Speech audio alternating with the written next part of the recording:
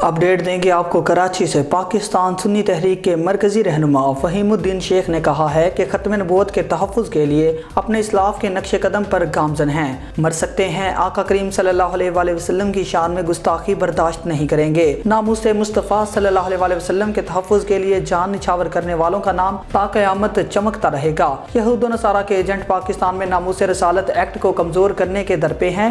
یہود و نصارہ کو واضح کرنا چاہتے ہیں عاشقان رسول صلی اللہ علیہ وآلہ وسلم مر سکتے ہیں مگر نبی کریم صلی اللہ علیہ وآلہ وسلم کی شان میں ہرزہ سرائی برداشت نہیں کر سکتے۔ ناموس رسالت کے تحفظ کے لیے غلامان مصطفیٰ کسی قربانی سے دریغ نہیں کریں گے۔ حکومت توہین رسالت کے قوانین پر عمل درآمد کو یقینی بنائے۔ غازی عبدالقیوم شہید نے بھری عدالت میں گستاخ نتھورام کو واصل جہنم کر کے پیغام دے دیا کہ عاشق رسول سر تو کٹا سکتا ہے مگر نبی کریم صلی اللہ علیہ وآلہ وسلم کی شان میں گستاخی کسی صورت برداشت نہیں کر سکتا۔ پاکستان نے ہر دور میں گستاخ رسول کے خاتمے کے لیے عاشق رسول کو جنم دیا۔ پاکستان آج اسلام کا قلعہ اس لیے ہے یہاں غلامان مصطفیٰ بستے ہیں۔ باطل قوتوں کے خلاف ہمیشہ کلمہ حق پاک سرزمین سے بلند ہوا ہے۔ غازی علم دین شہید غازی عبدالقیوم شہید تحفظ ناموس رسالت کے پیکر اور عالم اسلام کے ہیرو ہے۔ نتھورام نے ہسٹری آف اسلام کے نام سے ایک کتاب لکھی جس میں حضور صلی اللہ علیہ وآلہ وسلم کی شان میں گستاخی کی گئی۔ مرد مجاہد غازی عبدالقیوم شہید نے نتھورام کو بھری عدالت میں واصل جہنم کر کے اپنی گرفتاری پیش کر دی۔ انگریزوں کی عدالت نے ہندوؤں کے دباؤ پر عاشق رسول غازی عبدالقیوم شہید کو سزائے موت سنا دی۔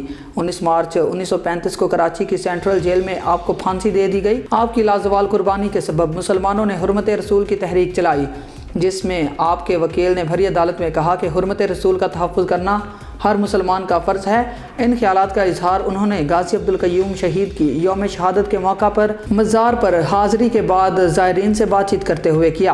اس موقع پر کراچی رابطہ کمیٹی کے انور سجاد قادری، انجمن محبان اعلیٰ حضرت کے چیئرمین وسیم عطائی بھی موجود تھے۔ پر کیا یاد رہے غازی عبدالقیوم شہید کے مزار پر پاکستان سنی تحریک کے مرکزی رہنما فہیم الدین شیخ، کراچی رابطہ کمیٹی کے رکن انور سجاد قادری، انجمن محبان اعلیٰ حضرت کے چیئرمین محمد وسیم عطاری بھی موجود تھے۔ محمد شاداب انہوں نے کہا کہ پاکستان کی مٹی میں لبیک یا رسول اللہ کہنے والوں کا لہو شامل ہے۔ ہم خوش نصیب ہیں کہ ہمیں ایسی پاک سرزمین ملی۔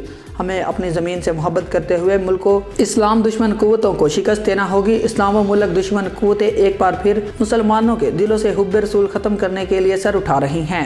یہود و نصارہ کی اسلام دشمن سازشوں کو اتحاد و یکجہتی سے ناکام بنانا ہوگا۔